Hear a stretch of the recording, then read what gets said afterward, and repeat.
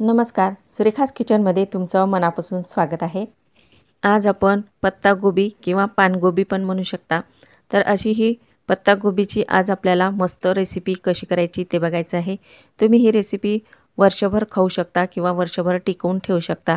तर अशा पद्धतीची आज आपल्याला रेसिपी कशी करायची ते बघायचं आहे। माझ्या चॅनलवर तुम्ही नवीन असाल तर माझ्या चॅनलला लाईक, शेअर आणि सबस्क्राईब करायला विसरू नका। तर इथे मी अर्धा गोबी घेतलेला आहे, तो मस्त असा बारीक आपल्याला किसणीने किसून घ्यायचा आहे। तर इथे बघू शकता मी अगदी बारीक असा किसून घेतलेला आहे। तर अशाच पद्धतीने आपल्याला सर्व गोबी किसून घ्यायचा आहे। तर मी इथे मस्त असा बारीक किसून घेतलेला आहे गोबी आणि एका कढईमध्ये पाणी ठेवायचं आहे आपल्याला। तर मी इथं अर्धा लिटर पाणी गरम करायला ठेवलेलं आहे। त्यामध्ये 1 चमचा मीठ घालायचं आहे, थोडं मिक्स करून घ्यायचं। याला थोडं गरम होऊ द्यायचं आहे आणि पाणी गरम झालं की यामध्ये आपल्याला हा किसलेला गोबी टाकायचा आहे आणि या पाण्याला एक उकळी येऊ द्यायची आहे। मिठाचं पाणी टाकल्यामुळे किंवा असा गोबी पाण्यामध्ये थोडा गरम करून घेतल्यावर हा नरम पडतो आणि याला उग्र वासही येत नाही। त्यामुळे असा थोडा यामध्ये उकळवून घ्यायचा आहे। फक्त याला आपल्याला एक उकळी आणायची आहे, जास्त शिजवायचा नाही। तर बघू शकता इथं एक उकळी आलेली आहे। तर मी इथे गॅस बंद केलेला आहे आणि हा गोबी आपल्याला 10 मिनिटांसाठी झाकून ठेवायचा आहे। तोपर्यंत आपण दुसरी तयारी करून घेऊया। तर इथं मी 1 वाटी उडदाची डाळ घेतलेली आहे। 4-5 तास मी ही उडदाची डाळ भिजत घातली होती आणि ही छान अशी भिजलेली आहे। तर मस्त ही डाळ अशी भिजून घ्यायची आहे। डाळ भिजल्यानंतर त्यामधलं पूर्ण पाणी काढून टाकायचं। एका चाळणीमध्ये अशी ही डाळ झरायला ठेवायची आहे आणि पूर्णपणे पाणी यामधलं निघलं की आपल्याला मिक्सरच्या भांड्यामध्ये ही डाळ टाकून बारीक वाटून घ्यायची। ही डाळ वाटतानाच आपल्याला यामध्ये 2 ते 3 हिरव्या मिरच्या मस्त लाल झालेल्या आहेत तर त्या टाकायच्या किंवा तुम्ही हिरव्या मिरच्याही टाकू शकता। यामध्ये 1 चमचा जिरं टाकायचं आहे आणि 9 ते 10 लसूण पाकळ्या टाकायच्या आणि हे मिक्सरला छान असं बारीक वाटून घ्यायचं आहे। तर इथं मी मस्त असं वाटून घेतलेलं आहे। सध्या थोडं जाडसर वाटून घ्यायचं। नंतर यामध्ये उरलेली डाळ आपल्याला टाकून घ्यायची आणि अगदी 2 ते 3 चम्मच यामध्ये पाणी टाकायचं आणि नंतर आणखी वाटून घ्यायची आहे। इथं आपला गोबी काढून घेऊया। तर 10 मिनिटं झालेली आहे। तर बघू शकता गोबी असा मस्त नरम पडलेला आहे आणि याचा कलरही थोडा चेंज झालेला आहे।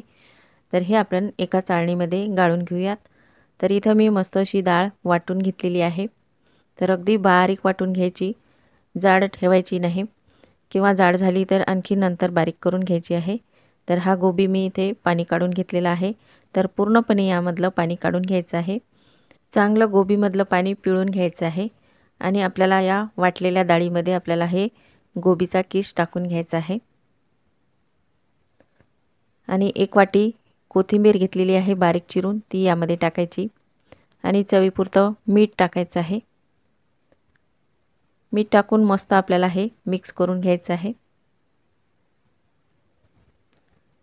तर छान असं पूर्ण इथे मी मिक्स करून घेतलेलं आहे। तर बघू शकता आपलं मस्त हे बॅटर पूर्ण तयार झालेलं आहे आणि एक ताट घ्यायचं, त्या ताटाला थोडं तेल लावून घ्यायचं आहे म्हणजे आपले हे वाळू घालताना चिटकणार नाहीत।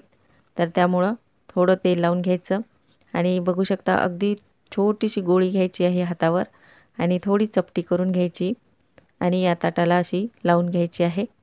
तर अशा पद्धतीने ह्या वड्या करून घ्यायच्या किंवा सांडगे करून घ्यायचे आहे। तुम्हाला गोल सांडगे करायचे असतील तर तसे करू शकता किंवा अशा पद्धतीने पण करू शकता। तर मी इथे काही चापट सांडगे केलेले आहेत आणि काही आपल्याला गोल करून घ्यायचे आहेत। तर बघा अशा 4 बोटाच्या चिमटीमध्ये पकडायचं आणि असे सांडगे तोडून घ्यायचे आहे। तर हे पटपट होतात। तर अशा पद्धतीने आपल्याला पूर्ण सांडगे करून घ्यायचे आहेत। तुम्हाला अशा पद्धतीचे सांडगे तोडता येत नसतील तर तुम्ही तसे चापट पण करून घेऊ शकता। तर मी इथे काही अशा पद्धतीचे सांडगे बनवून घेतलेले आहेत आणि काही चपटे सांडगे बनवून घेतलेले आहेत। 1 वाटी डाळीमध्ये आपले भरपूर असे सांडगे तयार झालेले आहेत। हे एक ताट भरलेलं आहे आणि इथे दुसऱ्या ताटामध्ये मी असे थोडे चापट सांडगे करून घेतलेले आहेत। आमच्या इकडे याला कोरोडा म्हणतात, गोबीचा कोरोडा किंवा सांडगे म्हणतात। तर हे आपल्याला 2 दिवस उन्हामध्ये वाळवून घ्यायचे आहेत। छान वाळले की मग नंतर आपल्याला डब्यामध्ये भरून ठेवायचे आहेत तर इथे 2 दिवस झालेले आहेत. तर हे सांडगे आपले मस्त तयार झालेले आहेत.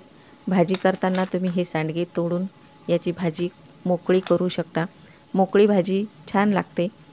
इथे मी तुम्हाला 2 पद्धतीचे सांडगे कसे करायचे ते सांगितले आहेत. तुम्हाला यामधले ज्या पद्धतीचे करायचे तसे तुम्ही करू शकता. तर हे पण आपले सांडगे मस्त झालेले आहेत. तर अशाच पद्धतीचे सांडगे तुम्ही नक्की ट्राय करून बघा आणि असेच नवनवीन व्हिडिओ पाहण्याकरिता माझ्या चॅनलला सबस्क्राईब करा.